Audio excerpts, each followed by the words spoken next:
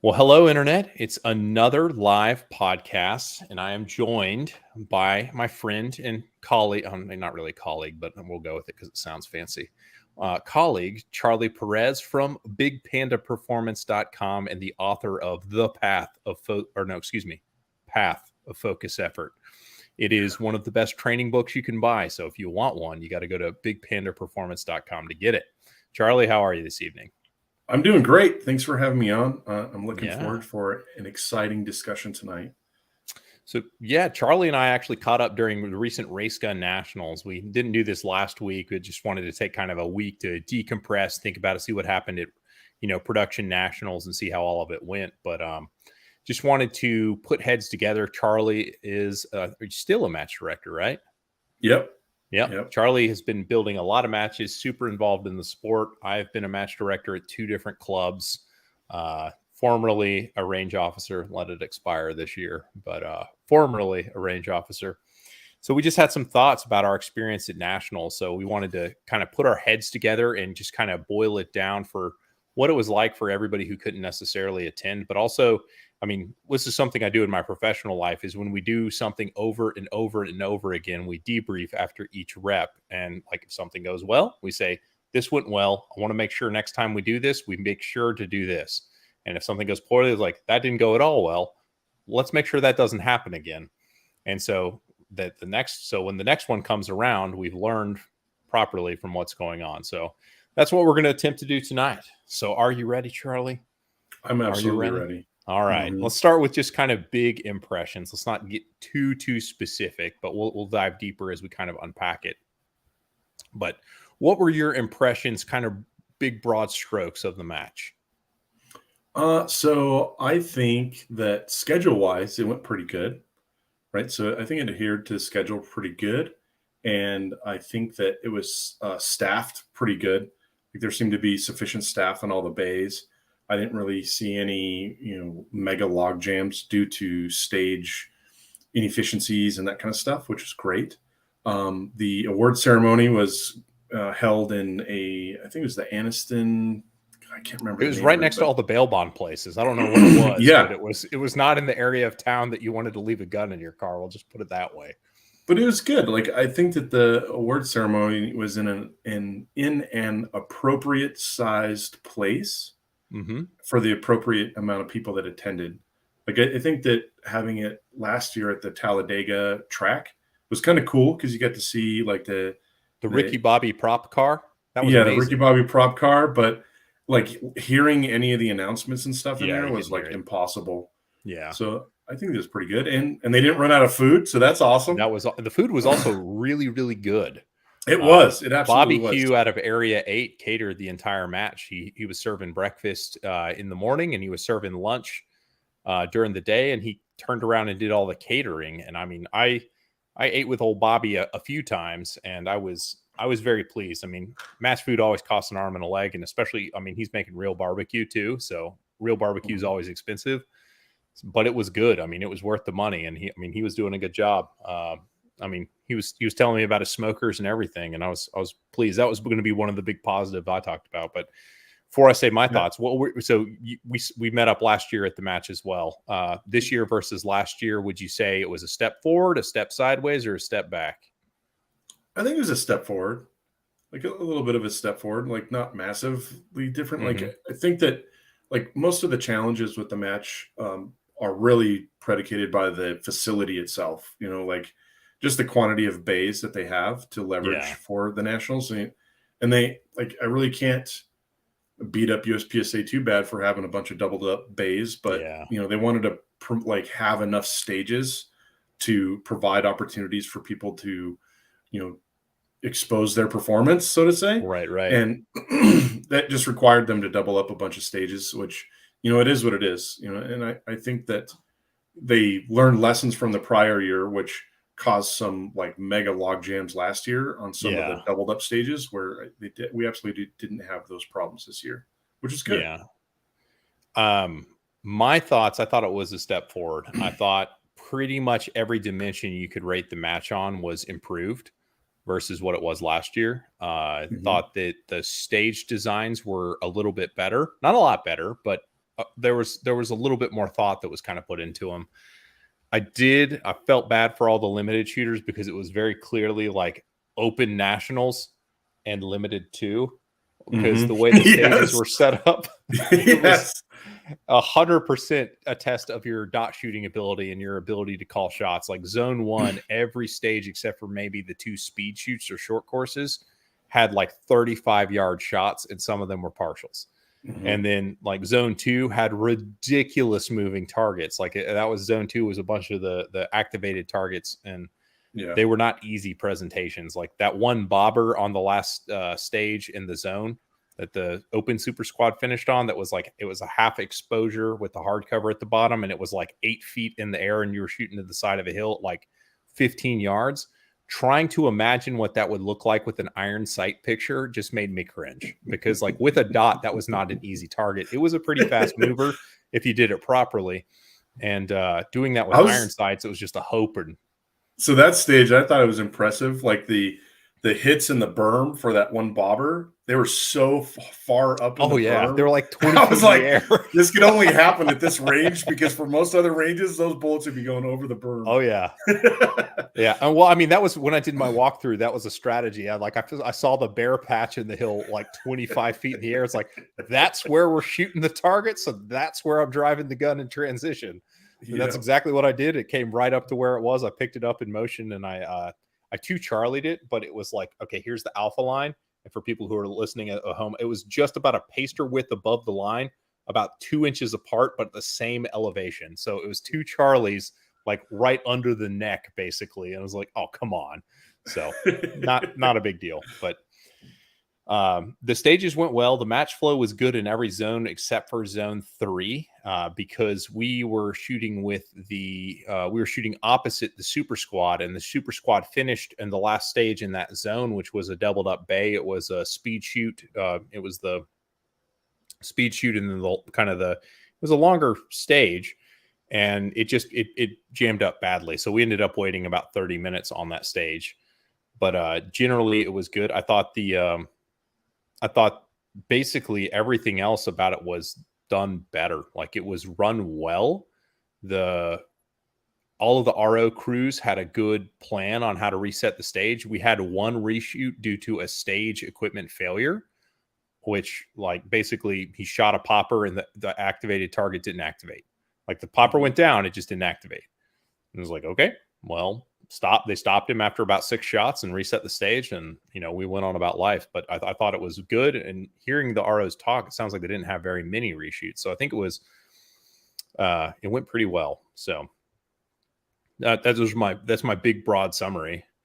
So before we go negative, let's start on the positives. What were some of the positives you want to make sure that they do again, because it went well? So I'll start, because I think all the ROs had a plan for reset. I think that whatever the range master was telling his staff, I think that's good. I think they need to do that again, because I mean, every single pair of ROs, or usually it was 3 ROs per stage, would communicate their plan, and everybody generally followed it. There was no pasting ahead or anything. Like we didn't have any problems. It went well.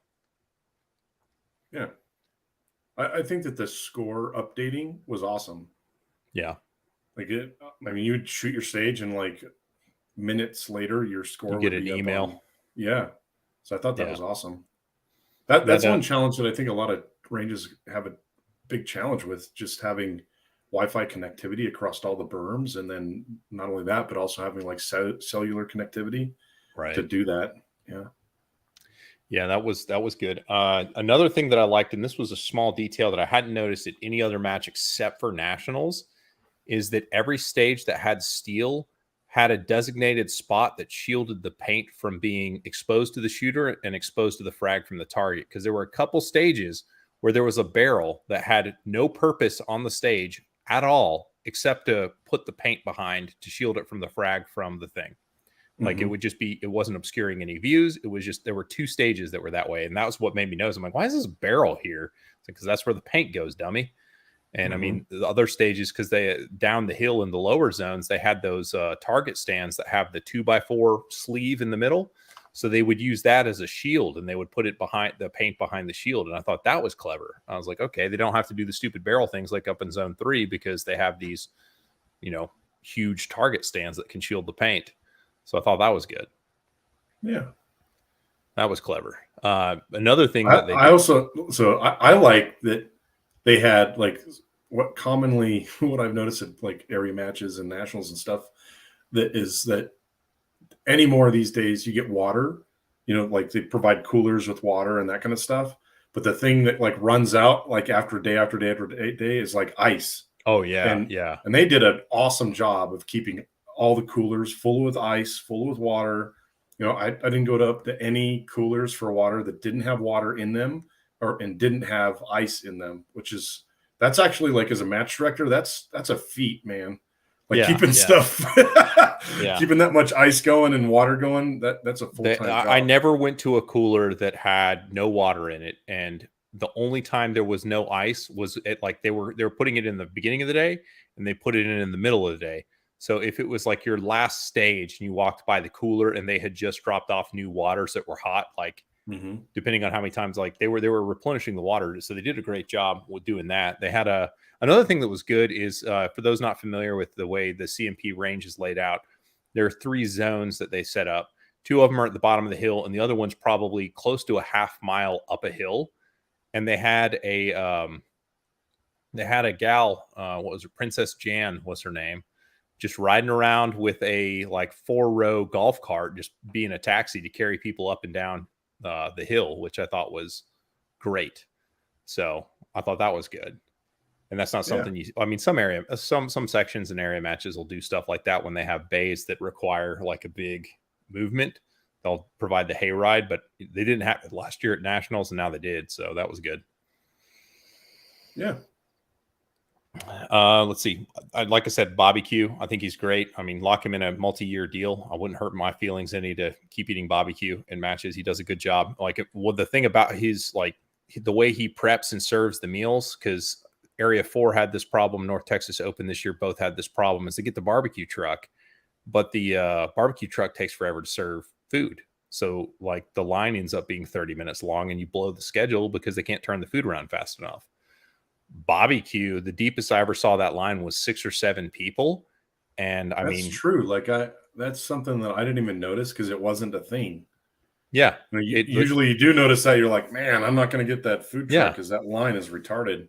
The line was never long enough to discourage you from getting in it, which I think is smart for him because he makes more money, but also smart for, the org because it helps support match flow. So that was pretty cool.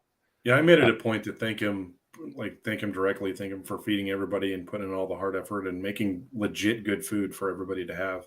Yeah, it was, at the banquet, he did a great job. Like, it was last year's Race Gun Nationals. They had like the pasta bar, which kind of was, we were really hungry and it was calorie dense. So it was nice to have, but at the same time, it's just like, I feel like we could do a little better. But he had smoked ham that he had cured and smoked himself. He had smoked chicken breasts. What else he have? He had some kind of like summer vegetables, like squash and green beans, and it was like mashed potatoes or something. Salad. That's it. Yeah, it was. It was a solid meal. It was a good meal. So my one gripe. Oh, we'll get to that in the negatives. But all in all, I felt like the match had a good mix for open guns. For open guns, a good test of skill where you really could hang yourself, and you would have to basically lay it on the table if you wanted to do well. And so I think it created interesting separation but even still, both matches were incredibly close. Like, there were 4 guys in the top 2% in open, and I think there were 4 guys in the 99th percentile in limited, which is remarkable. I don't think I've ever seen a match as close as the limited match was. Like, that was unreal. Well, that's because Nils shot minor. Yeah, I know. But if you change his score to major, he would have beat everybody by 5%. Well, yeah, it's true. But at the same time, the number 2 guy was like out of nowhere. It was I forget his name. Was Brown was his last name. There's 2 brothers who shoot, and they're both they're either juniors or just on the other side of being juniors, and he just wasn't even in the conversation. Then all of a sudden, it's like, by the way, I'm second, and I almost caught Nils. It's like, whoa, that's awesome. Yeah, and he bumped a grandmaster with that performance too, apparently. So I hope so. yeah, I hope you would so. think.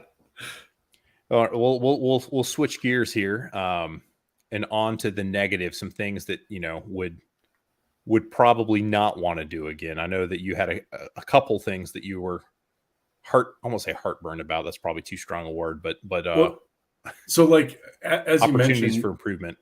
yeah, I think that from a stage shot difficulty perspective, it was a very good test of dot divisions, meaning if it was a Carry Optics Open PCC match, I think that like all the shots that they had were legit. Let's push the boundaries of these platforms. I think that it was probably about 5 or 10 yards on some targets, a little too much for iron sight divisions. And like if you look at the results of both the limited and the production results, nobody escaped that match miss free, right? And to me, like as a match director, like I'm always looking at my match's performance, meaning how are my competitors, consuming the product of the match, meaning the stages, and are they able to hit the targets? And it's always that's a really hard thing to gauge because every group of shooters has a different, base skill set and that kind of stuff. But I always look at it like if I have a stage that more than 50% of the people are racking up penalties, no shoots and mics and that kind of stuff, then the shooting challenge is too difficult, regardless of skill level, right? It's just, there's too many people having, and the way I kind of look at it is I'm yet to see anybody, drive away from a match saying, oh, I had a great time, yet I had 10 plus mics, right? Usually people will bias their like or fun of a match and being able to hit the targets. And even in a manner where, let's say it took them 4 or 5 extra seconds to hit the targets, they were provided an opportunity to run closer to actually hit the targets. Like people will take that time hit and be able to hit the targets and still have more pleasure in consuming that product than just everybody's forced to aim hard over and over and over and over and over. And so I think that on one side, I don't think that there was any target in the match that was unreasonable. Like there was no target I'm like, that is ridiculous. Like there's no like 20-yard, 25-yard headshots blocked by no shoots and that kind of stuff. Like there was nothing like that. But there was just the sheer quantity of targets at distance and partials. Like it was just too much. Like there's just and I there was plenty of opportunities in the match to have depth of target change. Yeah. Where like there was a lot of stages that Stage had 1 and 2 specifically, like both of those could have. They had the same array of targets at the same distance over and over and over and over and over. So when I look at that as a match director or a stage designer and say, what skill am I testing? Oh, I tested that skill. Oh, I did it again. I did it again. I did it again. I want to test different skills and mix up those skills I test within the same stage, right? And you can do that with varying the depth of targets. Like stage, was it 2, the one that looked kind of like an elongated S area? Yes. Yeah. So that would have been a really awesome stage if they put some of those middle targets at a closer distance, because it would have provided the opportunity for some people to say, hey, I want to shoot this on the move, or I want to try to blend these positions together. As it was set up with the distance of the targets, it was a 3-position stage. Yeah. So they could have thrown down 3 boxes on the ground and everybody shot it the same way. You could I heard that comment from 3 different shooters. They're like, why is this stage just not 3 boxes? Like here's a box, there's a box, here's a box. Like that's all it is. So that stage was the worst stage of the match, in my opinion, as far as it's like an IDPA shooter's caricature of what a USPSA stage could be when you're trying to make it hard. Yeah. So, and the thing that I think people get kind of a misnomer about is that they're like, oh, well, if we bring the targets closer, it'll just be too easy. Well, the reality is that you bring the targets closer and the shooters will make it more difficult, meaning they're trying to now shoot these targets on the move, trying to, engage them while they're entering or exiting positions. Right. So in that perspective, like to me, that's where we're really testing the full breadth of practical shooting skills. Right? There was not very many opportunities to shoot stuff on the move in this match. There was not No. very many opportunities to blend positions together by engaging targets while blending. Those are skills we need to test. And I feel that I don't know. Like I always have this feeling like the Nationals ends up being a different test than what the average USPSA club match consumer gets every weekend, right? And to me, that's a tragedy, right? Because people practice all year long, taking a math test, their club match, and then they go to the Nationals and they're like, oh my God, this is a science test. I didn't practice for that. Yeah. Right? So I don't know. I think it's aspirational. Like I like the fact that the stages were as big as they were, because CMP is blessed because they have gigantic practical bays. And so that's why they're able to do that. Because if you think about most practical bays that we shoot matches at, they're 30 by 30. And so, I mean, if you set the engagement of the longest target is like 17 yards, that means you've just eroded over half the bay to do moving stuff. And that means a lot of the targets are going to be a lot closer than that because they have to be. So it's kind of a challenge because you're designing stages for the bays that you put them on the ground in. But I mean, I wish all the matches were more like that, except for have like exactly what you're talking about, like a more measured shot difficulty on the stuff. But at the same time, like I do really like, because did you shoot Area 4 this year? I don't think I saw you there. No, I didn't. Area 4 was an amazing warm-up for this match because the Area 4 match has a very similar character to this match where they've got gigantic bays. But, I mean, Area 4 this year did a great job of making it feel like a typical USPSA club match stage, slightly with everything pulled a little bit out, and then they would sneak in a couple targets that were at like 30 or 35 yards, and just like you get going at a speed, and then it's like, well, you better respect this guy or you're walking home with mics. And that's a valid test. Like sprinkle in, we got to aim now within a stage. Right. You don't need the majority of a stage is just aim, right? Like, I don't know. That's my biggest beef with it as far as the stage design. Like they really neutered their ability to test some of the skills, like in changing up your pace of fire based on the distance of target that's another skill, right? Right. But I don't know. I thought that was cool. Another thing that I saw, and I only noticed this, like, I've been going through this lean Toyota method training at work and all this kind of stuff. So I've started to like look through like visual process management and all that kind of stuff. And they did some really intelligent stuff, but they didn't tell anybody that they did it.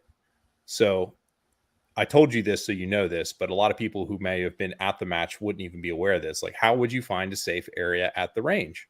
Well, it had a Masterpiece Arms, big, one of those swoopy banner things coming out of the ground, and it had a Hoppies banner there, and it was on either side of them in the same way in every location. So you could look up and down the range and see exactly where all the safe areas were. But they didn't tell anybody that that's how you find safe areas. So it's like, okay. Yeah.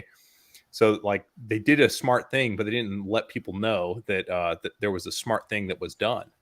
And then another thing is like the water coolers could have benefited from that same thing. Because how many times where you would just be walking and all of a sudden be like, oh, okay, I've gone a little bit too long without grabbing a water. Where's the nearest cooler? And then you look around and you have a hard time finding it. And there was there's one spot down by the vendor area where they totally struck out. Like there should have been a cooler on that split stage just beyond the vendor area, and there wasn't.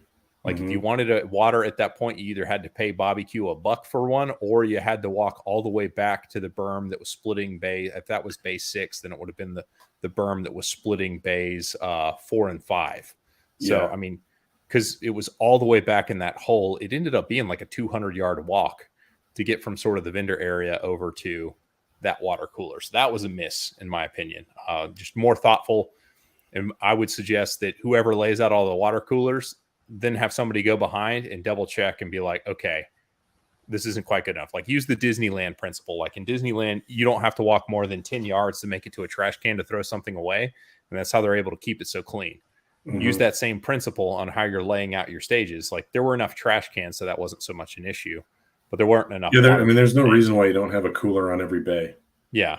I mean, in the scheme of things, they're relatively small amounts of money, and you could leave them with the host club and just be like, here you go, club. You get these 20 coolers or whatever, do whatever you want with them. Because I mean, they're like $30-$40 per cheesy igloo cooler or whatever they are. But so those were a couple things I noticed. The other thing, and this was the matchbook. The matchbook was beautifully produced, but it was so chock full of ads, it was impossible to get any good information out of the damn thing. Yes. Yeah, I printed that out on my home printer, and that thing was hurting. It's like, guess what? All your cyan's out. Yep. You need more cyan. So, the matchbook was just overdone. And like, what is the purpose of a matchbook? It's to communicate to the competitors, and then like way down on the list is provide value to the sponsors by showing their ads. And it seemed like the priority on how the matchbook was set up was completely the noise to signal ratio was absolutely horrible in the matchbook, because it was really difficult as a shooter to get the information that you need, to the point where I'd say the matchbook was basically worthless. But one thing that they did do well, and I didn't say this, but I should have, is that they had all those stage briefs, both written and diagrams, posted in the shade shelters on all the bays. So when you were out walking the range, it was really easy to get a hold of it. It was in the same spot on every bay, and so that was done really well. Yeah, that was a major miss from last year. Yeah, last year they didn't do that. You had to hunt around for the loose one. And they changed a lot of the start positions and stuff. Yeah. So it's like, what are we doing? Yeah. So I think that was really good. I really like that part. Yeah. I thought that was good. Though I'll get into that in making changes. I would say the vendor area, it was done better this year than last year, but it still was kind of a miss because there weren't enough amenities in the vendor area to really draw attention to the vendors who were present and encourage the competitors to go and meet them. Like, I can remember not knowing who Brian Connolly was and seeing him at his booth. Like, I'm not going to go talk to the guy. He's going to try and sell me stuff. And like, that's how everybody feels when they see a vendor tent, right? Like, you don't want to talk to these people because they're going to try and sell you stuff, and you don't want to spend money because you're already spending a lot of money to be there, right? Yeah. So like, there wasn't enough of a incentive to really kind of get people in the area and let them organically kind of rub elbows with the vendors, to where the vendors even had a fighting chance to. I think that they could have done it with, if they put the chrono stage on that bay. Yeah. Because if you put the chrono stage there, people don't have to walk the stage. People don't have to reset stuff. So they're just waiting for their turn to do the chrono. And then when they're done, they can go mill around and do, the vendor stuff. So I think that would be a better opportunity for the vendors in that area, and limitation of that range. They don't have enough bays for that to run a nationals there. And me as a competitor, like, we already have enough stages to determine who's the champion, right? Yeah. So, we don't need to cram 2 more stages on that bay. You can just put the chrono stage there, right? Yeah, if zone 1 was like, really, if you eliminated 2 of the split stages, take your pick on which ones and put that there, I think it would have been all right. Yeah. That would have been bad. The other thing that I would say is that there wasn't a good place to like sit around and just wait. Like, you would get on the range and you could go put your stuff on where you were going to start, and then like, there was nowhere to be otherwise. Like, if the squad was there taking up all the space, you had to stand. Like, there just wasn't a good place to like hang out. Yeah, so that's one thing that, like, for the level 2 matches that I put on, I always have enough table space for 2 squads, because the reality is no matter how good you try to plan an event or whatever, something happens and a log jam happens.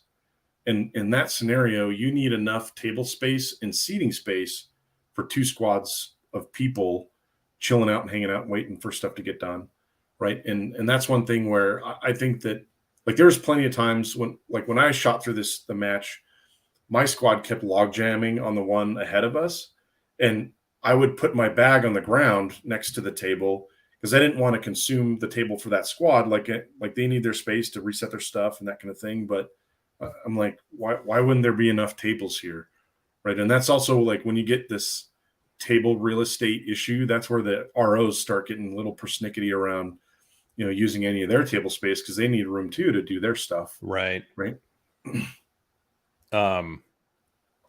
That's totally valid. I would say another thing that kind of threw me off, and I saw this as actually a problem depending on how early you showed up to shoot zone 3. If you were shooting PM on zone 3, there was an absolute log jam with how the cars were parked up there. And it could have taken 1 or 2 staff, like a guy, to go in there and guide people to park sensibly. Because I mean, it was a fend for yourself scenario. Yeah, people were getting blocked in, and the way people park in those situations when there's like, they could have just taken some marking paint and spray painted some damn lines on the ground, and it would have had a much better result. Because people were parking like with like 3/4 of car width in between them and the next guy, so it wasn't enough to park in between them, but like people were parking all the way down the bend in the road, just needlessly, and people were getting parked in as a result, where like they had a lot more real estate. If they had taken, an hour with some marking tape, like surveyor's paint, they could have had a much, much better result. And guiding people to park in a sensible way. Like, I don't care if you want to park closer to the bay that you're shooting on, because of the time of day you got here, this is where you get to park. If you don't like it, you can go all the way back down the hill and park with the rest of the competitors. But we need you to park right here. That's one thing. The Northern Arizona Classic, they have very limited parking space. So what they do is they have like a certain quantity of their staff every morning are like traffic directors and make sure that, hey, you're parking here and you don't need a car length and a half between these 2 cars. And so they do an awesome job of like corralling everybody in the morning to make sure that they efficiently consume the parking space that they have. So that's definitely something that they could have done better. Yeah, for sure. So let's see. I think I'm running out of things to grouse about. Let's see. I thought the vendors that they had were good. Like I thought they did a good job as far as like who was represented at the match and like what their presence was at the match. I thought that was appropriate. There was nobody there who you're like, why are you here? Like, everything kind of made sense. So that was, I know we're supposed to be complaining right now, but I was trying to think about vendors. The one thing that I noticed was the function fire bay was in a completely different area in the range. Yeah. Right. So if you had I'm just thinking, like, I didn't have any gun problems. Nobody on my squad had real gun problems. But if you had gun problems, it required you to test fire your gun, or sight it in again or something. Like you would legitimately risk, being outside of schedule. Right. And the way that the rules are really is like a lot of the ROs don't want to start squads on a stage until everybody's there, or you end up getting a DNF for a stage because you didn't show up. Right. So, that to me is like, but once again, that comes back to the facility itself. You got to work with what you got. Yeah. There's a shout out to Charlie from the Gentleman Gunner. Enjoyed your class, Charlie. It has made being a bigger shooter much better. So there you go. All us big boys who take the Charlie class learn how to hustle like he does. Let's see about the function fire thing. Like, I understand the why it was pulled out from where it was last year. And I think it was honestly better how it was, but the downside is exactly what you've brought up about it. And the other big downside, the way function fire was done, is if you had to actually sight in your gun, you were hosed, because there wasn't a paper target where you could do it. And the targets were all shot to shit. So you couldn't see where you were impacting unless you found like the clean corner of a target and shot at that. And they were all steel targets. They might have been able to make the range cold, and then you go down and paint one of those steel targets or something. Yeah, it was a challenge. And I saw 2 guys sighting in an open gun, and one guy was acting as spotter, and they found a target where they could see where it was impacting on the berm behind. So he would shoot, and then he would call how many inches up he estimated and he would make an adjustment and then he'd do it again. That's rough, especially for this match. Yeah, given out the distance of some of the targets. It was a challenge. Wow. So that was I understand the why. It was definitely not ideal, but I think I think the match was better as a result of pulling the function fire out, but at the same time, if you needed it, you were hosed. Yeah.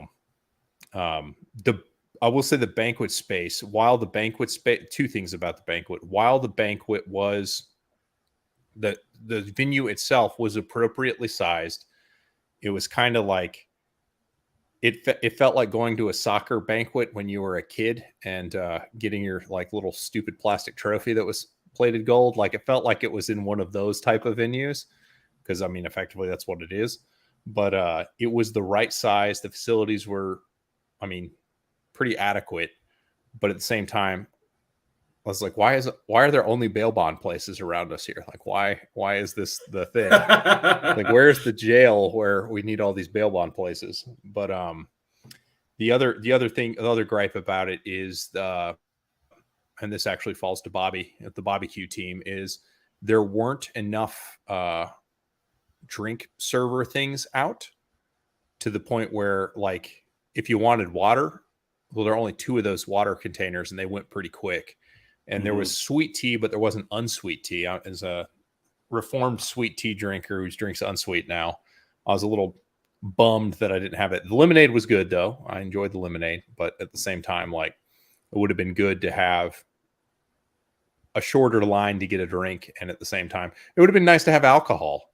So having the bartenders where you could have done the BYOB thing like we did at Talladega last year would have been great. But some big dumb animal hurt his knee by jumping in a trash can, and apparently that turned us off to the idea of having alcohol at the banquets. So no names will be thrown out on that, but you know who you are. That's a really funny story. So you guys should dig deep and find out who that was. But so the only other negative I really had that, like, I was thinking logistically around the timing of when arbitration starts, right?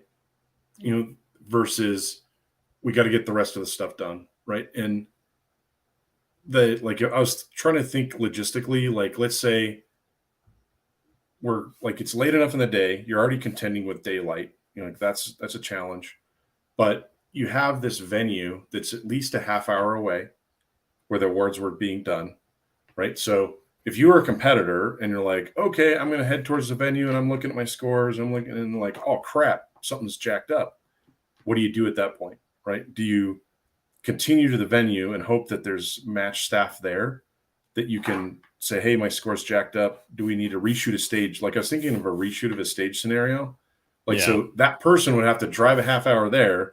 And if they immediately got somebody and like figured out the melee of, oh yeah, you need to reshoot it, by the time you get back to the range, like, is there enough daylight? Gone. No. Yeah. I mean, last shots, we were the second to last squad done in the PM, and we were getting off the range at 5:30, and it got dark at about 6:30. And I think the last, like, you're not allowed to shoot at CMP past 6 p.m. So, like, you would have had to figured it out pretty darn quick before leaving the range that you had an error and you needed to go reshoot a stage. Yeah. So that's my only, like, having the award ceremony that far away from the actual event causes that scenario, right? Like, yeah, hopefully none of that had to happen. Like, hopefully, like, all the scoring was good and that kind of thing. And I wish that USPSA would adopt the newer technology stuff. Like, we have plenty of Bluetooth timers and tablets that can sync the time to the tablet. Yeah. And Practice Score has the ability of uploading all of the splits of your run if you have the Practice Score competitor app. So you can see what was my draw, what was my movement time, what was my split. And I'm really surprised that USPSA doesn't take advantage of that statistical part of it. Because you look at any other sports out there, like, it's all about the number and the statistics. Like, think about football or baseball without any numbers. That is an excellent point, because I had a speed shoot on a stage in the RO when he was reading the timer off. It was just a CED 7000 timer. He initially, because the numbers were 7, 6, and 2, he said 7, 6, 2, but that wasn't the order that they were on the timer. He's like, excuse me, 672, and that was after the scorekeeper, like he caught his own error, and it was a speed shoot, and penalizing me a full second on a stage like that would have been absolutely catastrophic, Well, and you're only +1. It's not a +2. only +1. Yeah, +2 gets you kicked out. +1 gets you a slap on the wrist. Yeah.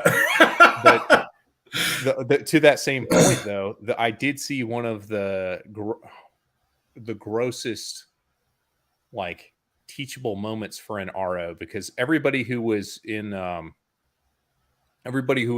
well, not everybody who I was standing around with had passed the RO test at one point or another. So everybody knew the rules really well. And generally that's the case at Nationals. Like most of the people shooting there are certified ROs, or could be if they just bothered to take the test.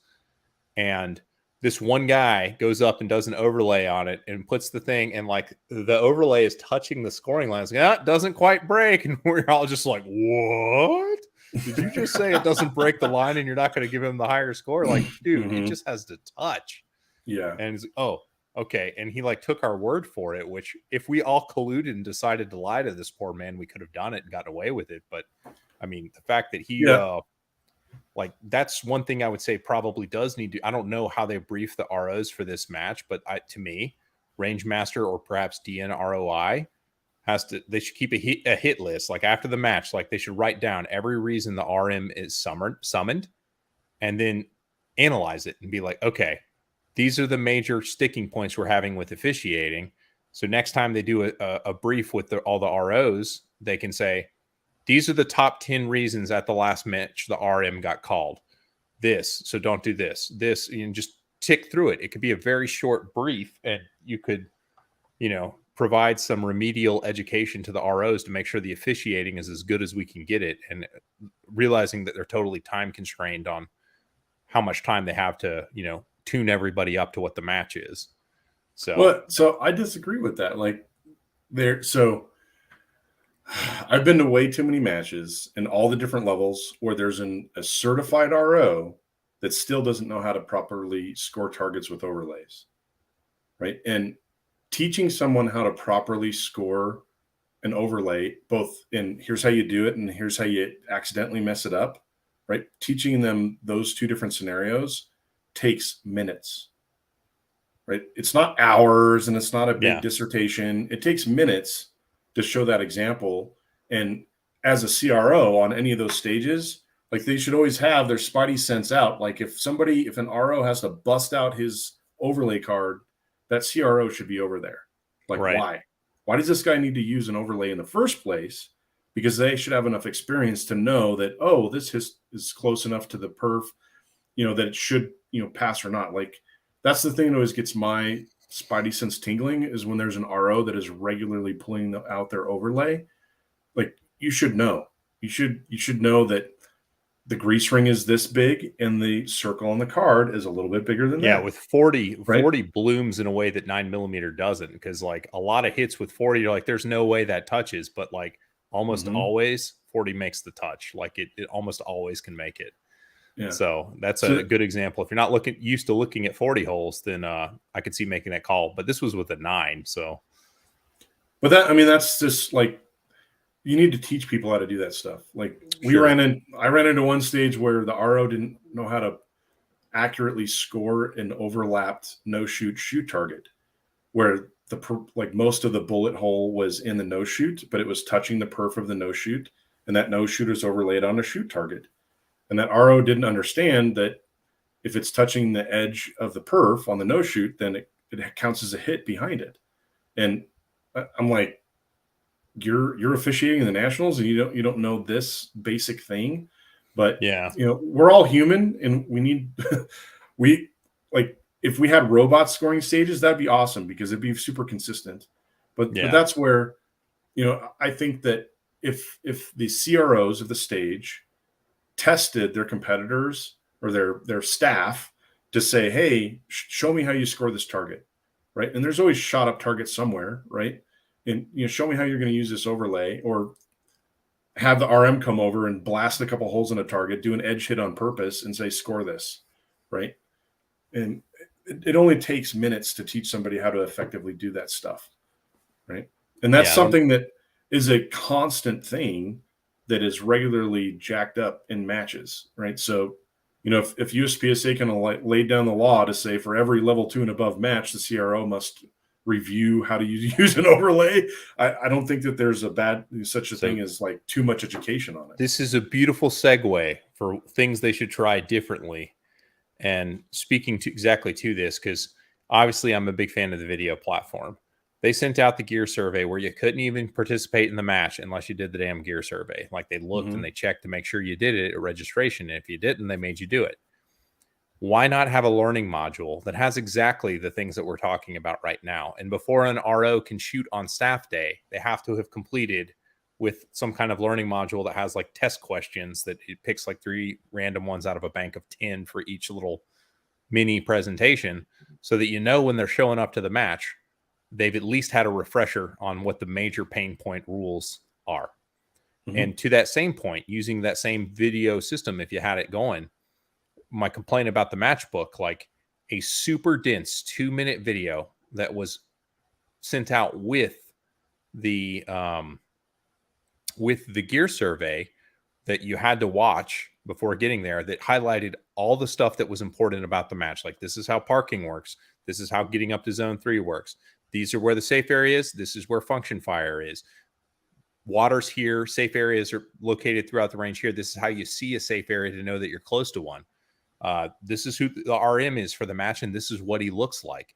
This is, just introducing key staff so that you can see what they actually look like, so that you have some sort of idea of what you're stepping into. Because, I mean, I know what Troy looks like, but not everybody knows what Troy looks like if you need to find Troy for whatever reason. And, it's just an opportunity where you can convey so much more information visually than you can through written word, where a 2 to 3 minute video could have somebody show up to CMP and know everything they need to know about shooting the match and plugging in. And that would be something that would differentiate it, in my mind, from every other match out there, because a lot of what reconning stages the day before is just understanding what the hell is going on and where you need to be going. Like, where do I park? Where's my first stage? Where is my last stage? How to get maps, those kinds of things. And I mean, that would be one thing I would suggest. Another thing I would suggest is having a number of printed the stage diagrams on hand to pass out for people who forgot to print them out. Like, don't offer it up or make it really public, but on the registration table, just have a stack of them. And if people ask for them, you can give them their own stage brief. Like, not everybody's going to take them, because most people like to look at it on their phones or whatever, but some people like the paper ones.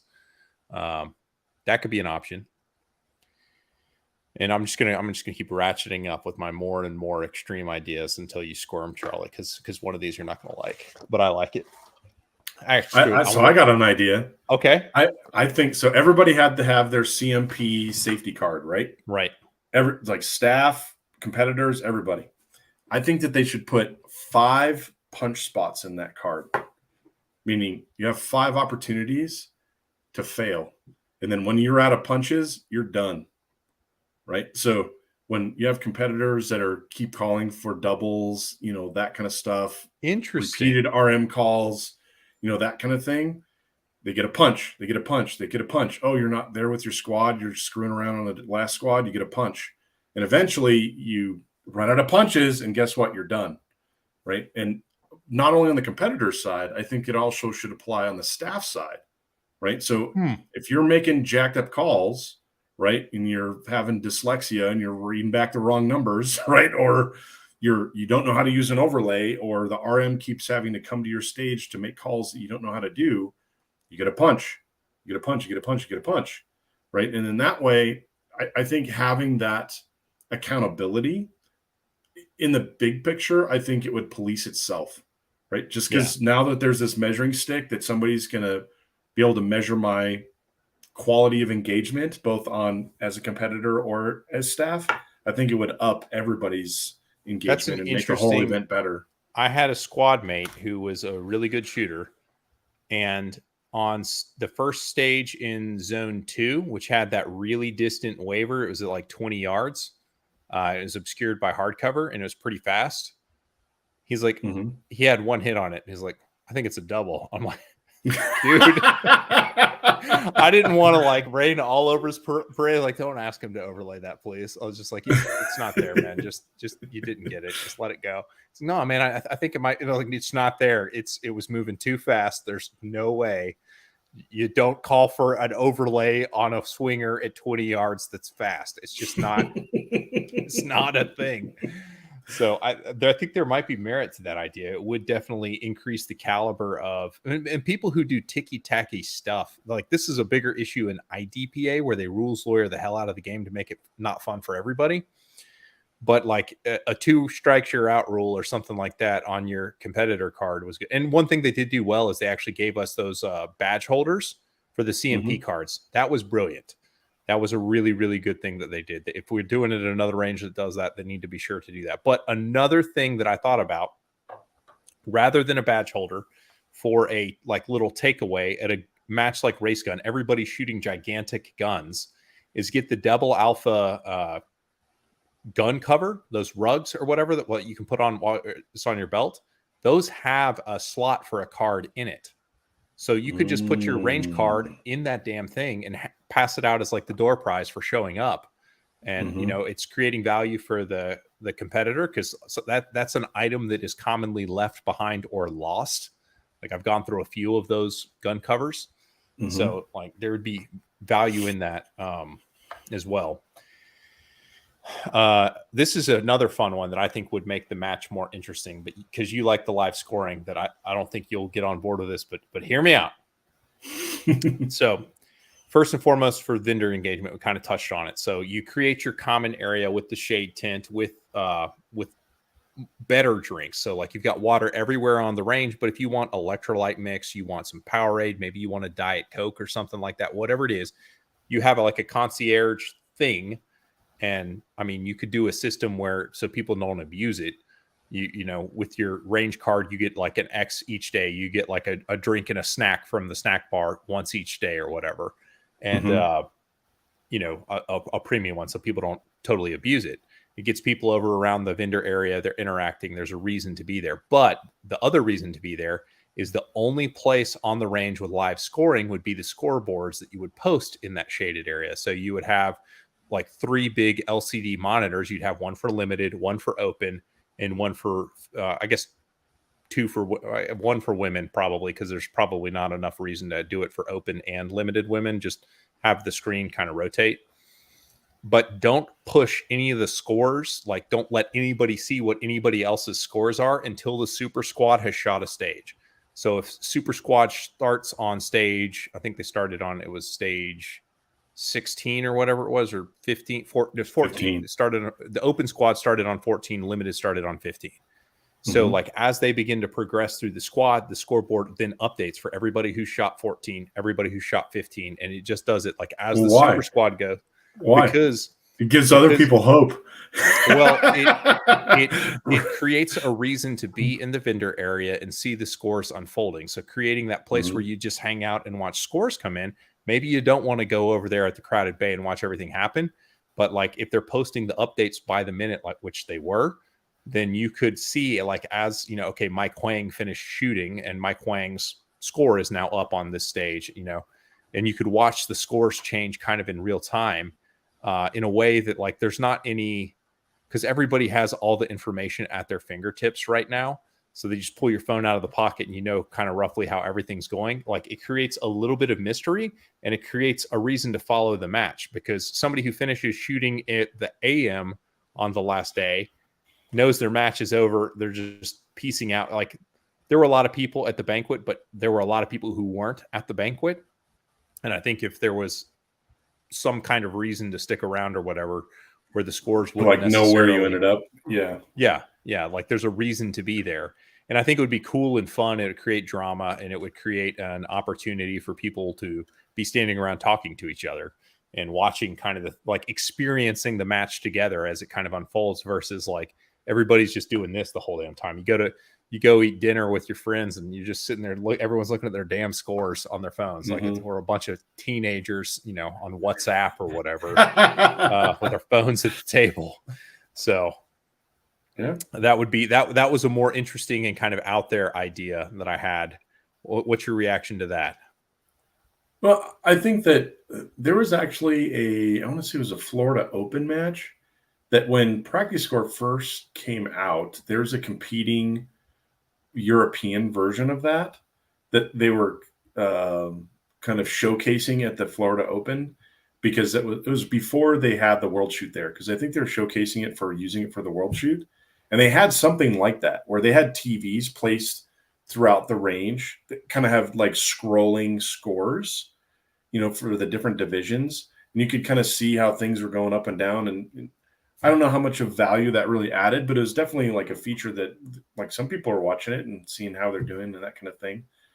So, and maybe that's because with that different scoring system, there wasn't that immediate, like go to the internet and go to Practice Score and you can see your stuff right away.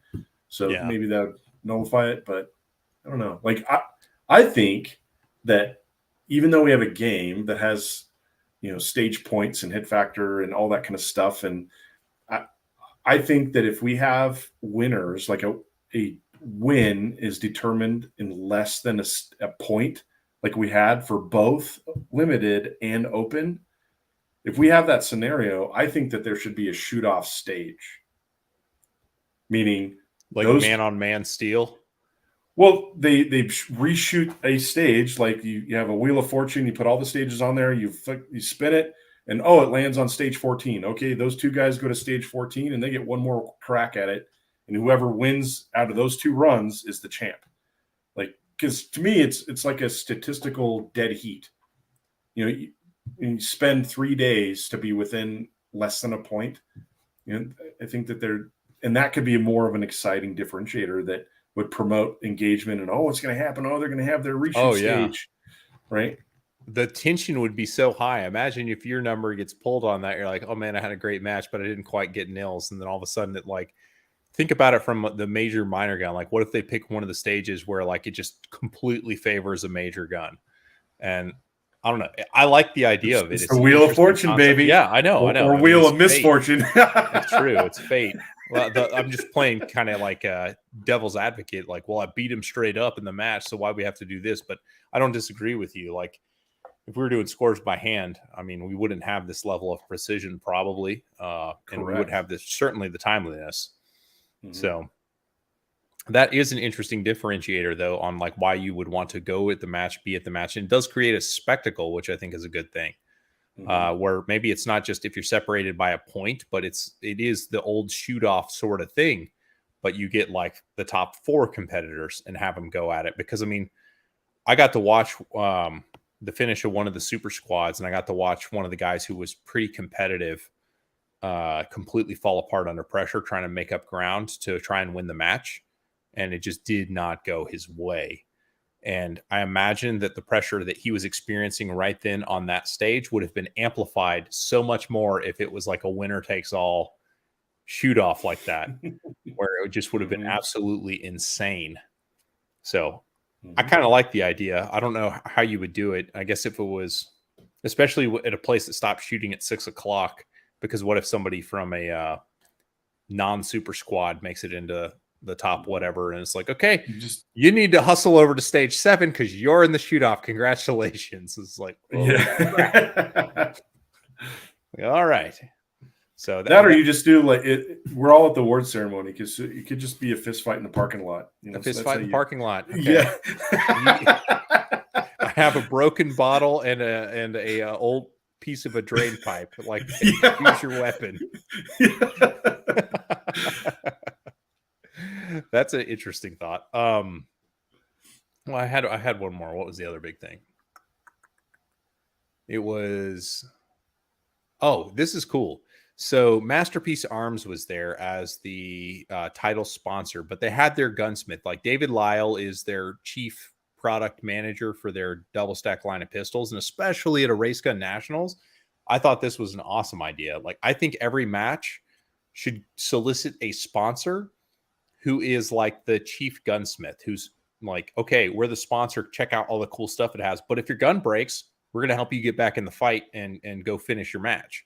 Because I mean, that's exactly what happened to me. One of my bulls had a they stopped using these safeties, but the safeties were actually a MIM part that was made by, like, I'm not going to say the manufacturer's name, but it was a high-end manufacturer where you wouldn't have thought it would have been a MIM part, but it was. So the yoke on my ambi safety broke at the last major. I was not aware that it was broken until I was getting ready to come to this major. And by that point, I couldn't get another part.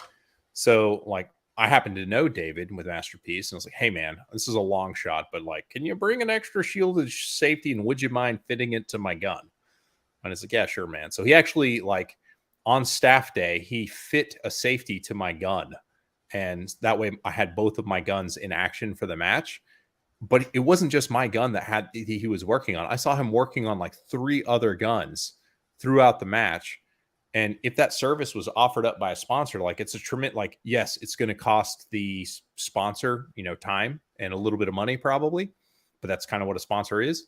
But also, like, it creates, like, imagine how fond I think of Masterpiece Arms now because of the solid they did me. And I know that everybody else who, like, David helped them with their guns, like, they have nothing but kind words to say. It buys so much goodwill of somebody helping you out in a time of need like that, especially when you have so much invested, that I think it's a really solid idea to solicit the chief gunsmith sponsor who, like, okay, your stuff breaks.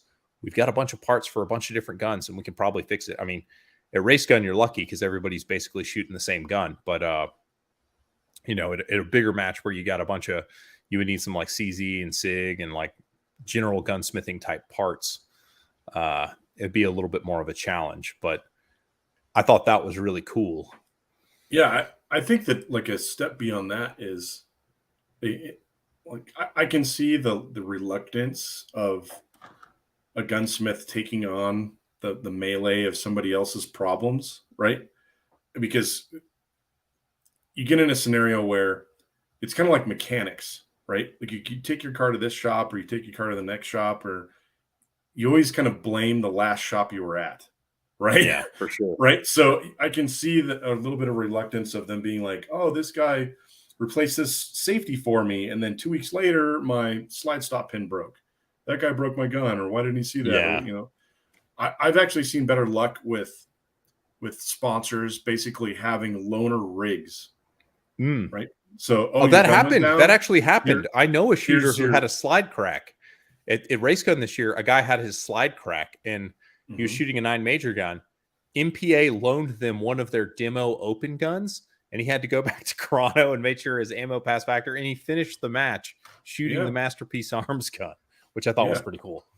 I mean, that, to me, that puts their product in the customer's hand, right? And they know that, there could be some stipulations around, oh, here's the match ammo we know that works in this gun, here's the mags, that kind of thing.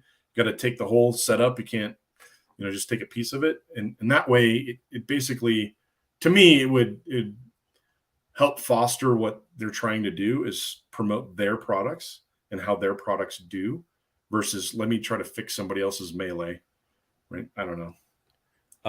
This is actually another good point, and I was going to mention this as well, just talking about, like, let's just copy everything Brian Connolly does because he has so many good ideas.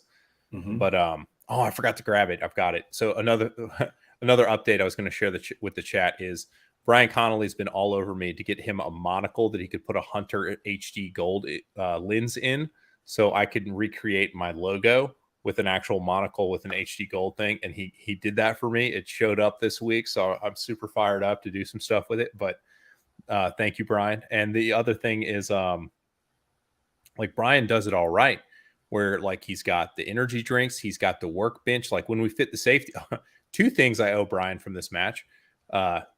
Brian has a workbench in the back of his van, which is where we used that. We used his vise to fit the safety and all this kind of stuff. He's got all that back there. He has a wall of loaner guns. So if your gun breaks, there's a good chance he has a gun that you could borrow and finish the match with. On top of him lending you, some of the best iPro that you can get. There's all that going on. And so, I mean, he gives out drinks. If you're really friendly with him, then he might know where you could find a cigar. Like, another thing he does, which is cool, is some shooters who have, like, their own businesses, like Marco Davis out of Odessa has a I don't know what you call it. Imperium Roots is the name of it, but he's Mhm. making basically like a Bengay or an icy hot, and he has samples of that just sitting out there. So when you finish the match and you're all sore from standing up for half the day, you can go and slather that stuff all over your legs and then be like, more relaxed. But Brian provides shade, he provides seating, he provides a reason to be there beyond just, what he has on offer in the form of like the Kana Gold energy drinks. He has usually some like candy right there if your blood sugar is getting low. He's a super engaging dude. Like, if you haven't talked to Brian at a match, go talk to Brian. Yeah. He's a cool dude, and he wants to help you. He's just there for a good time, and if he sells some stuff, great, and if he doesn't, he's happy to talk to people. Like, he's a genuinely good dude. So, we can just steal all of the good ideas that Brian has and apply them to the vendor area in general in the match, and I think that it would be solid. But yeah, so the gunsmith sponsor was one of the things that I thought about.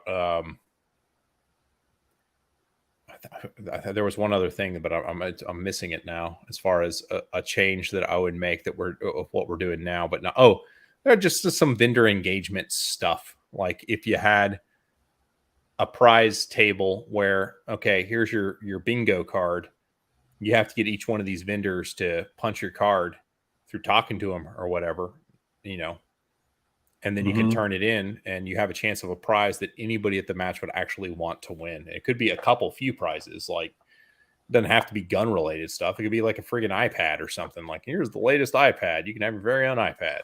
Yeah. That kind of stuff. That could be cool. So those were some thoughts. Let's see. We'll check the chat, see if there anything. Yes, Brian is in fact a hell of a guy.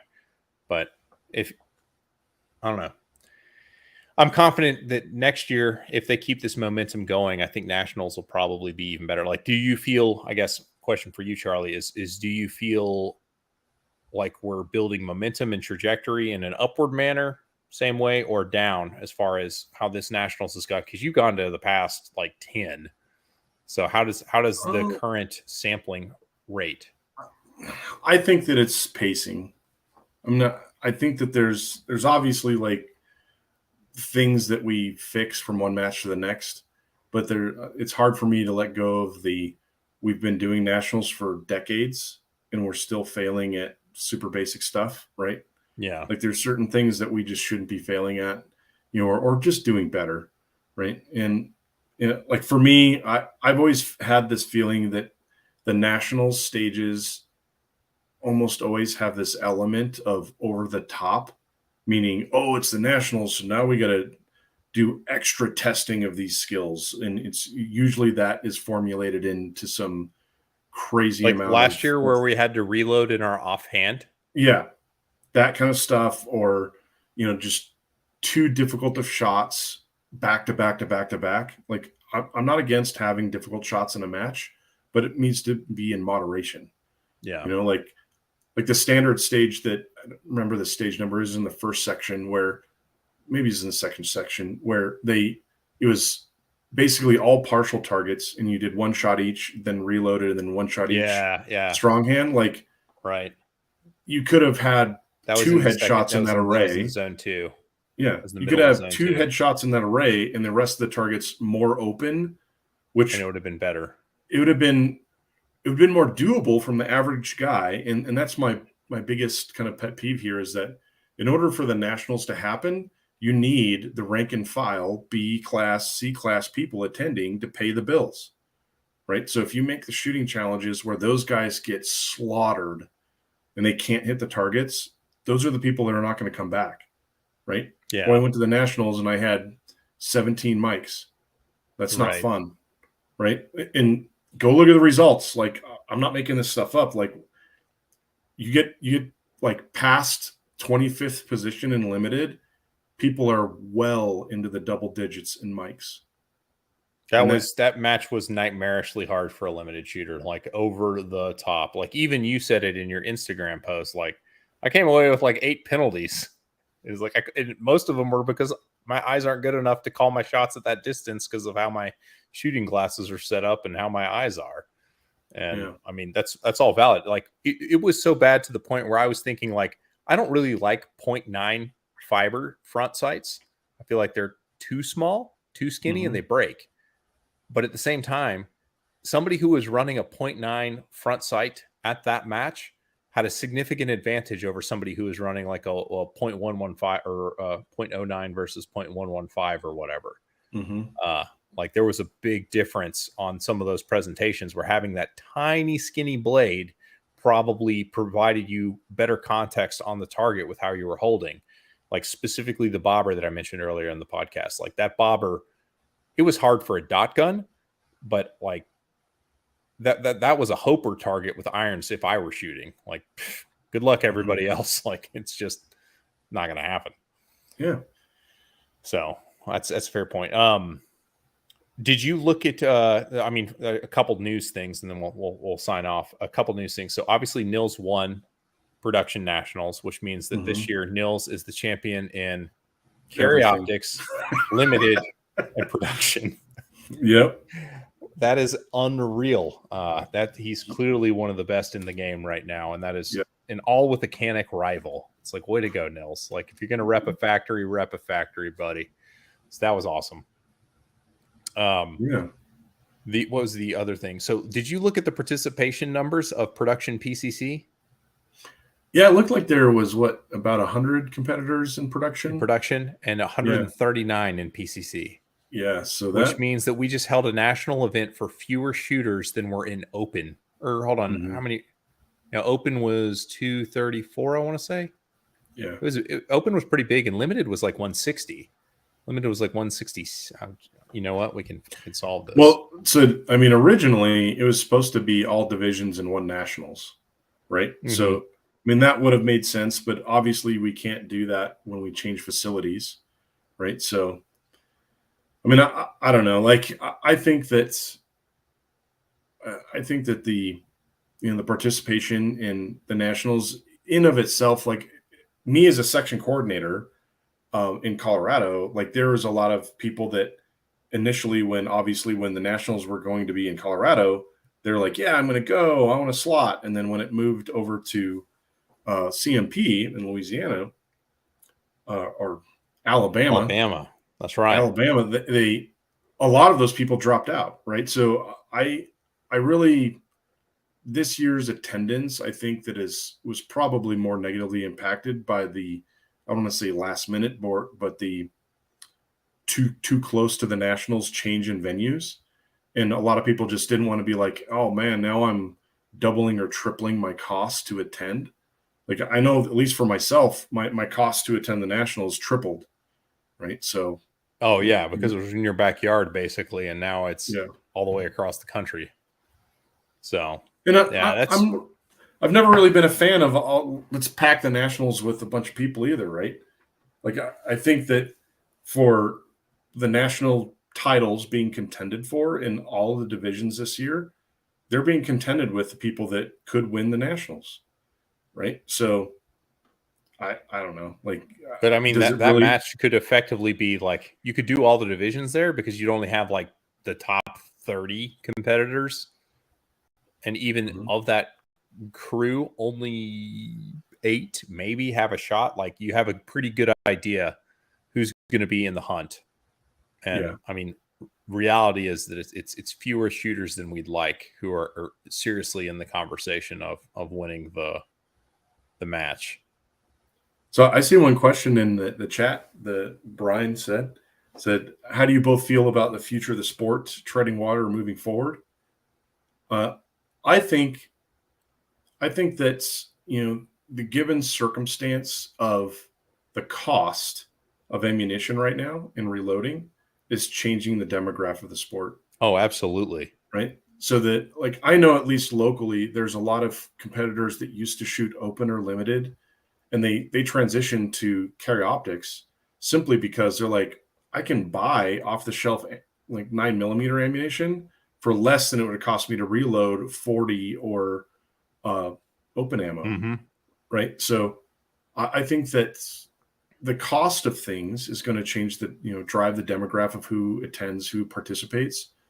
But I also think that if we wanted to take the sport, grow the sport dramatically, and that's loaded in all different manners, but if we wanted to grow the participation of the sport, I think that USPSA or whatever sanctioning body is going to be going forward or whatever, they need to have kind of a reverse methodology of bucketizing firearms into competitive divisions, right? Like the way that USPSA does it today is they dictate, hey, we make the rules, and these gun manufacturers have to fit their guns into our rules. 100%. Right? And that in of itself, like if you have a really interactive, gun company that's like, yeah, let's build a USPSA carry optics gun, or let's build this or that. That's great. But the reality is that a lot of these big manufacturers, they don't care about USPSA. They don't care about their rules. They care about sales, right? Whatever product or thing that makes them sell more stuff or move stuff off shelves, that's what they're going to sell. And Right. I think that any sanctioning body doesn't recognize that is destined to languish. You have made a point that I have made in different, like completely different words, and like we're coming to the same place, because this is what I'm saying is like, this is an enthusiast sport played by enthusiasts, and USPSA needs to get in front of what the enthusiast trends are if they want to continue to replenish their ranks, because it's a high turnover sport. We're going to lose a seventh of our members this year. We're going to have to find a seventh new more members. Like we're going to lose 5,000 people. We need to find 5,000 more people ready to sign up. And like the clearest example of this is like I'm in the process of updating my old, like getting into USPSA videos, because my buddy sent me a t-shirt from his he started a USPSA club, and he said, I showed them your old videos. I'm like, okay, well, I'm going to make you new videos because those are terrible. So this weekend, I'm going to film him some new getting into USPSA videos. And like when I get to the part talking about what division you, and I was like, okay, well, if you have a single action gun with an optic on it, you're shooting an open. Don't get too upset about it because you're competing against like purebred race guns, because you're not going to be competitive anyway for the first 6 months. But that's an amazingly big psychological hurdle for somebody who's on the fence about shooting their first match to get over. It's like, I've got this awesome Staccato XC. I saved up for it for, a year and a half, and I've got it now. I want to go take it out and race. It's like, well, guess what? Your $4,400 gun is a mediocre open gun. Welcome to USPSA. And the same thing, like any of the Slide Ride 2011s, it's the same story. It's like, I bought this, $2,000 to $3,000 Slide Ride optic gun. Welcome to open. And everybody who's in the sport is incredibly short-sighted, because like, that's what open's for. It's like, yes, you're talking to the people who actually got to the match and have agreed by what the rules are to participate in the match. The position that I'm in, because I field literally hundreds of comments a day, I can see the people who are like, if I could shoot my Staccato, I would come check it out. Like, are these people going to show up if we give them a bucket to play in? Maybe not. Maybe they won't. But like, look at the flashlight rule. We screamed and gnashed our teeth about well, I didn't, because I realized like, this is stupid. Like, people had to take lights off their concealed carry guns that they just wanted to shoot a match with and get a different holster and carry it in a different position just because that division said that was how they had to carry their gun. And like, more than once in the gun up area, I heard people complaining about that as a match director. And so like, I knew the why that was being put in there. And then the whole like pundit class is me like, oh, now a flashlight's standard equipment to compete. And like, Charlie, you were on the super squad. How many limited guns had flashlights on them this year in the super squad? Zero. Yeah. No open guns had flashlights either. So like, in carry optics, there was almost no flashlights either. I think there was a couple, but not very many. I think that the whole it's going to turn into a gear race thing it's unfounded. I really think so, because we play a game where the score is predominantly determined by the loose nut behind the wheel, right? The shooter, not the gear. Yeah. It's not the gear. It's not the gun. It's not a magic magazine. It's not, it's the person getting the job done, and the sooner that we come to Jesus event, then it opens a door to us, making the divisions a little bit more open, right? Or broader, or changing them in a way that is more accepting of whatever manufacturers want to create, right? Like, I think it's a tragedy that alien gun is like doesn't fit into anything. Like, that is a really Yeah. cool design of a gun that could be the next step in semi-automatic pistols. But guess what? We can't play it. You can't use it in this game because it doesn't fit into a predefined box, right? Right.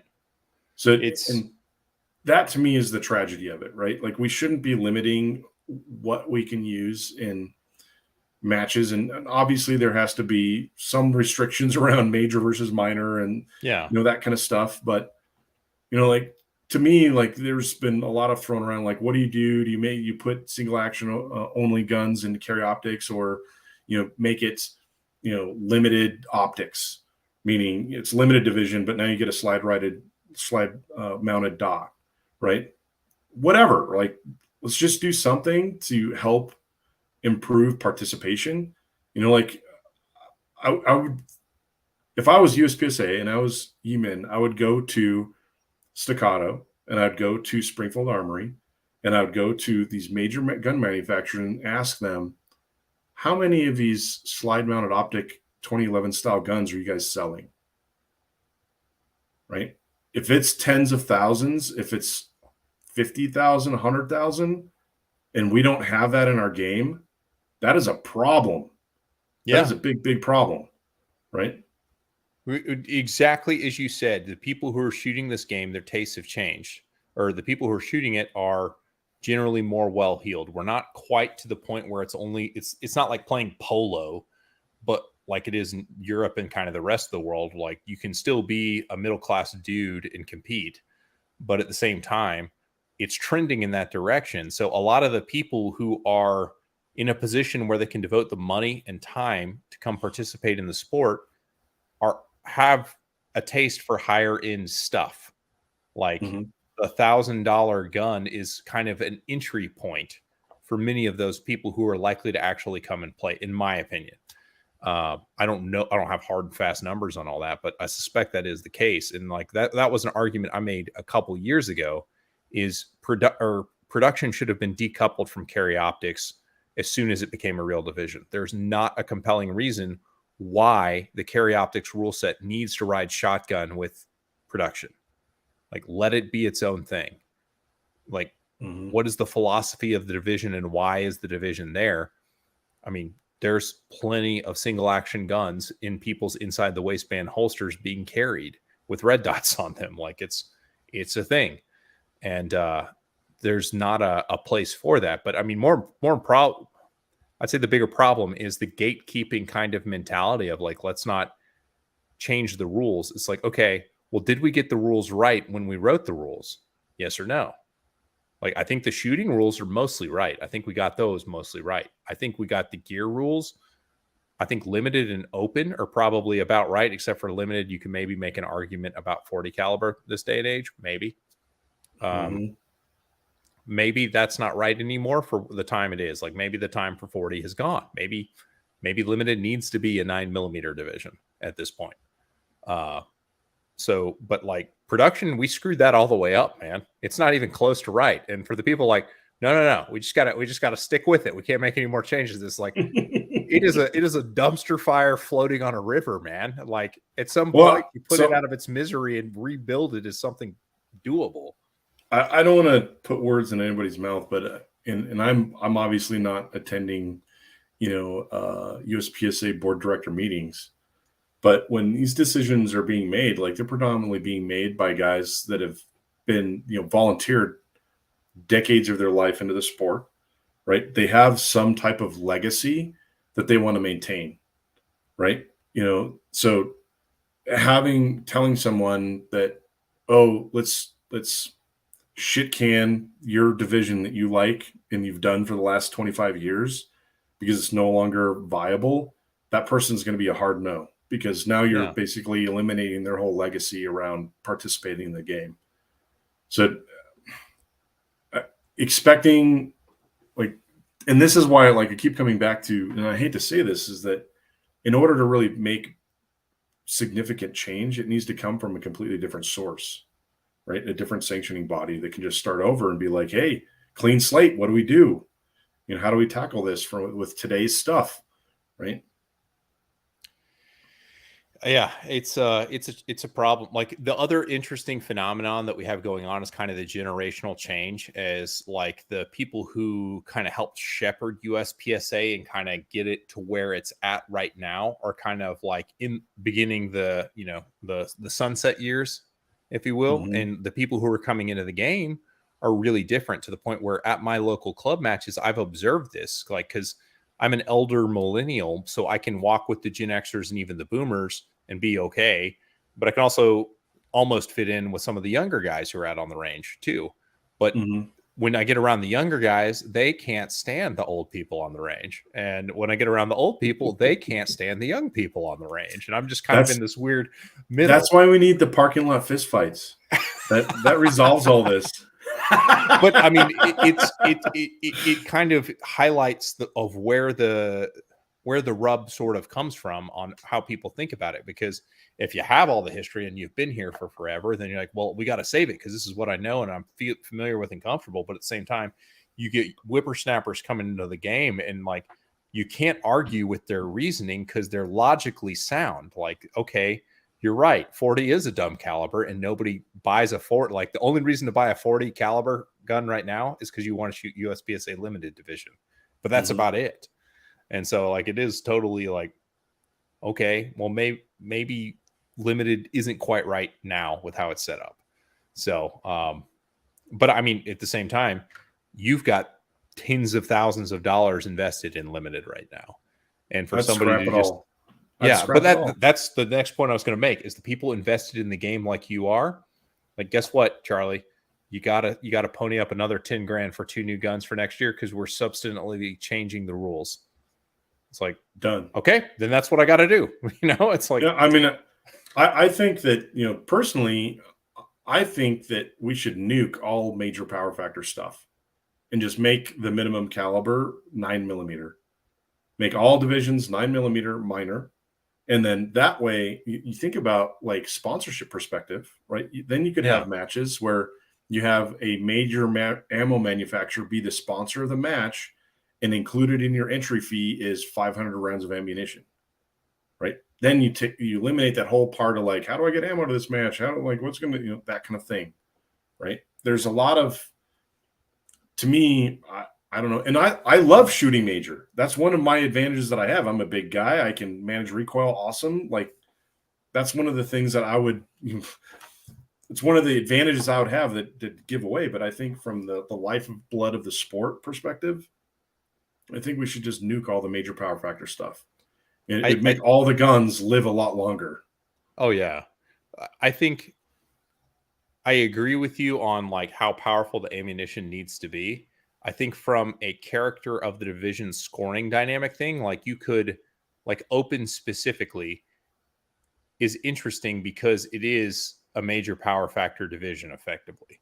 Like, there is not a viable minor, but that's the character of the division. And like, the site pick, the dot plus the C zone is worth 4 points, creates a pace that you can't quite get at with minor guns, in my opinion. So the deepest, so you shoot minor ammo, but you're scored major. Yeah, exactly. That's what I'm saying. Yeah, do that. Yeah.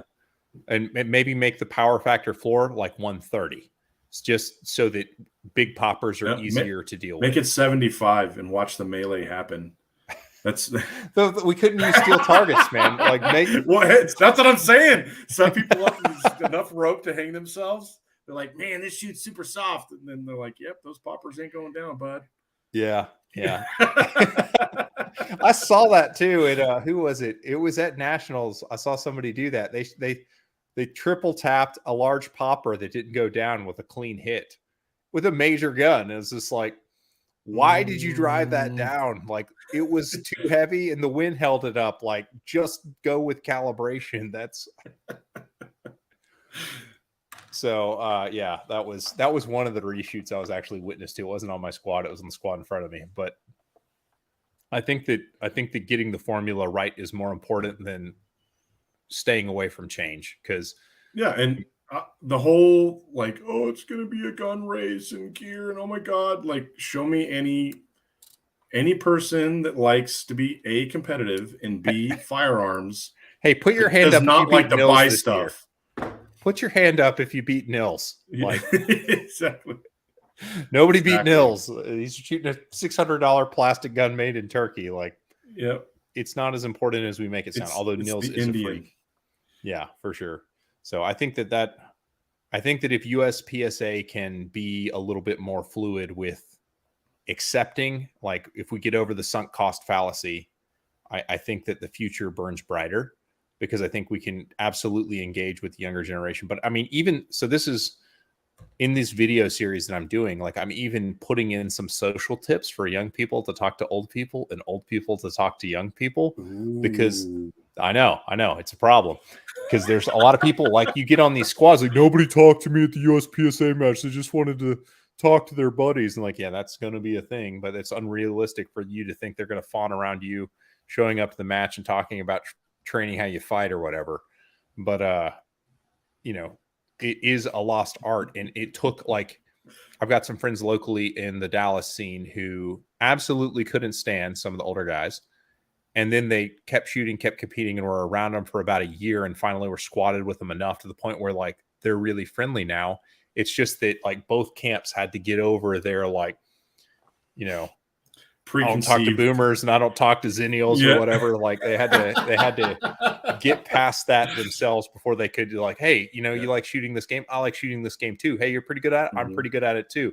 Yeah. Okay. That's a good stage plan. This isn't a good stage plan. And it's just like, really, I think some of it is going to be like social engineering of getting people to talk to each other and create a positive shooter experience, because I think new shooters probably have an unrealistic expectation that they're going to be, like, especially like the younger generations are going to be like, coddled and celebrated that they're so brave for coming out and, doing this match or whatever. But at the same time, the old people, because I get it, because I fall victim to this mindset too, because you come out and you do this thing, weekend after weekend with your friends, and you understand it's a transient game and only a third of the people who come through are going to stick. Like, there's the same core of people who do it. So, like, I don't really go out of my way to, celebrate some new shooter until they've showed up to like 3 or 4 matches. Like, once they're a fixture, then it's like, come on in, buddy.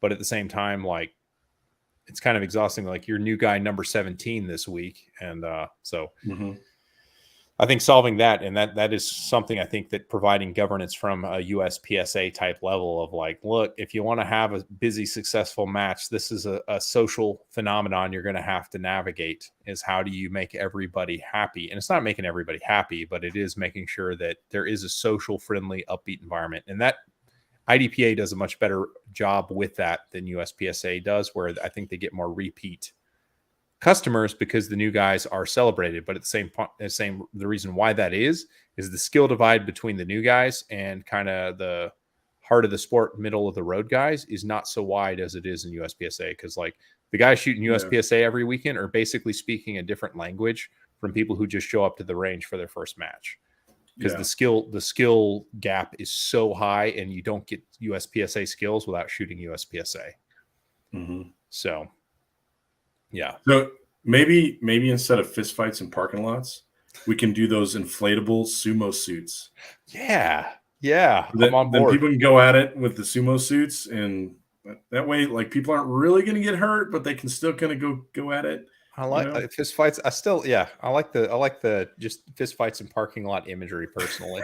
It's pretty solid. It's pretty solid. Well, Charlie, we've been at it for 90 minutes now. I feel like we probably need to sign off out of being responsible, employees tomorrow. Yeah. Thanks for having me on. Yeah, buddy. Where can people find you if they want to connect with you on the internet, potentially host a class, Charlie? Yeah. So if you reach out to go to my website, bigpandaperformance.com. You can, there's a messaging system on there. And I also have my Instagram page, just Big Panda Performance. So you can check me out there, and you can order my book, Path of Focused Efforts, on my website, and all that good stuff. And Instagram is Big Panda Performance, right?